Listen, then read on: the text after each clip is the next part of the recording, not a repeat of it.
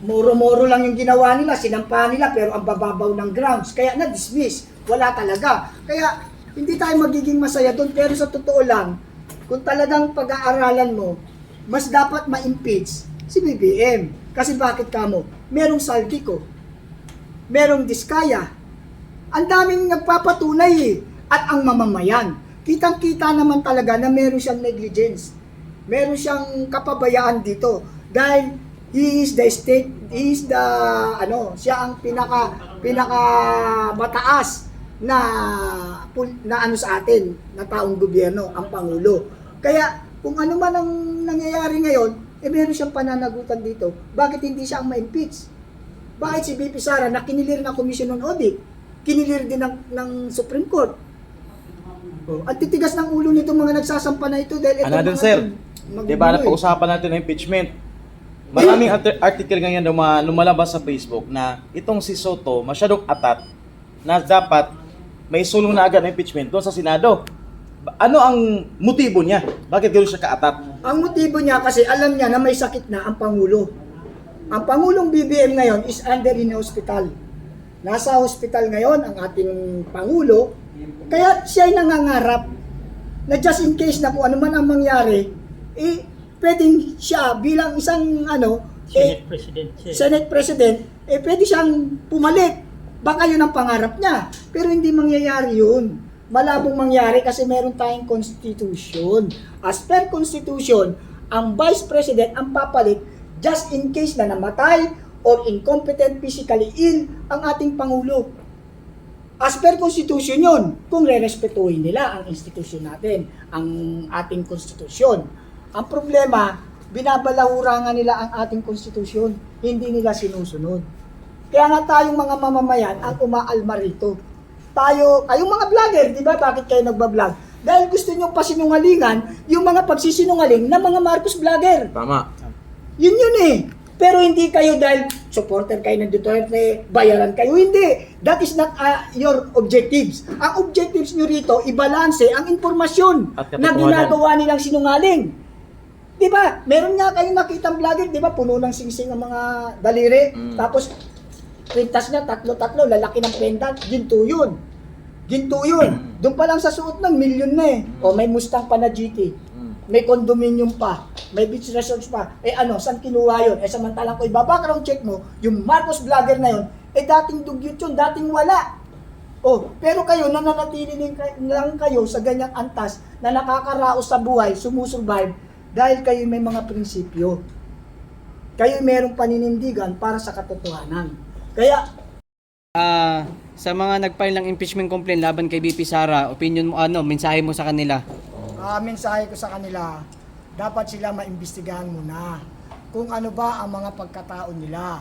Kung sila ba ay tunay na may personal knowledge regarding dun sa grounds na isinasampa nila. Kasi ano ba, mas mataas pa ba sila sa Commission on Audit?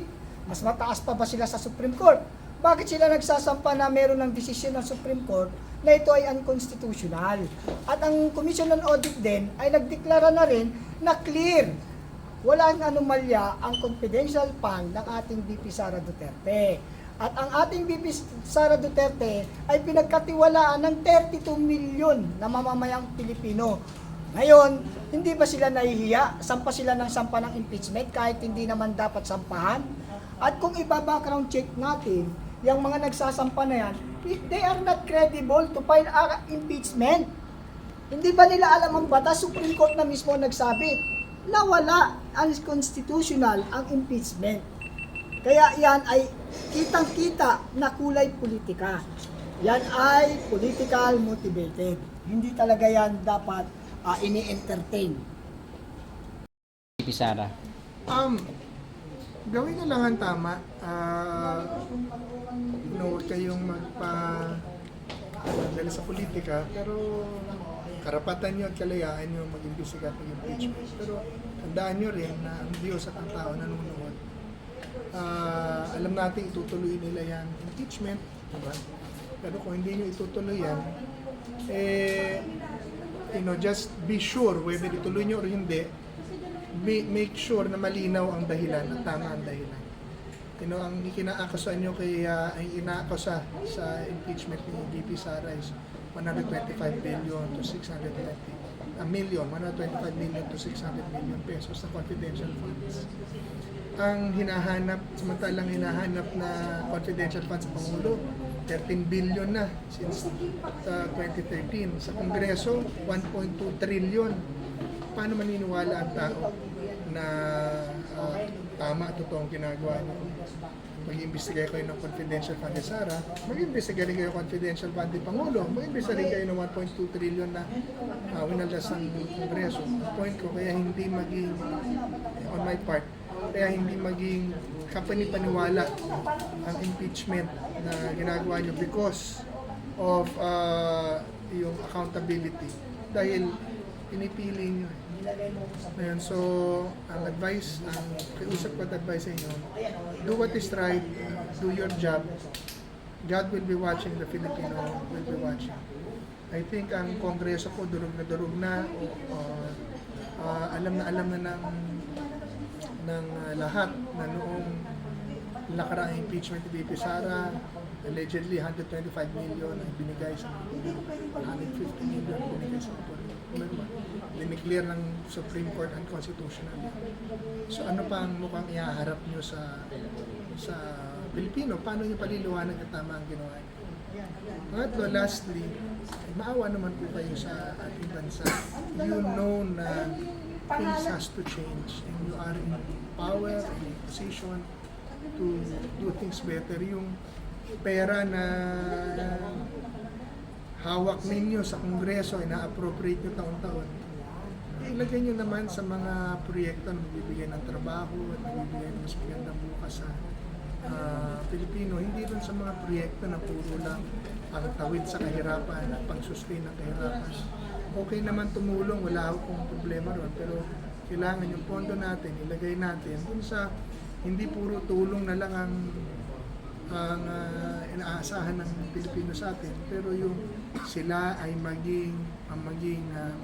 dignidad nila ay maitayo nila dahil meron silang mga trabaho, dahil ginawa ng gobyerno ang dapat na gano'n. Magtayo tayo ng mga industriya, ng mga agro-industries, ng mga kanin, balik natin ng industriya ng damit, sapatos, para magkaroon ng trabaho ang Pilipino. Meron pa tayong 3 taon ngayon para pagtrabahuan yan. Sa laki ng pera, ilan to? 6 trillion mahigit na meron ng Pilipinas. Wala na pong Pilipino ang walang maayos na trabaho that is sustainable, na talagang taon-taon o buwan-buwan meron silang aasahan at lumalaking mga negosyo. Kung kahit kalahati lang ng pondong yan, ilagay nyo sa mga proyekto na magtatayo at gagawa ng delikadong mga trabaho. So, yan po ang ating mensahe sa Kongreso. Bitawan nyo na muna itong politika, may 2028. Kung ayaw nyo kay Sara, di talunin nyo sa eleksyon. Pero huwag nyo nang itulak yung impeachment na yan dahil gugulo lang ang Pilipinas. Dahil hindi ho naniniwala ang Pilipino sa inyo.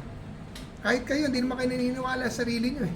Mama, Diba? yes po. Sunod lang kayo ng sunod sa sinasabi ng Pangulo, diba? Or ng liderato. Pero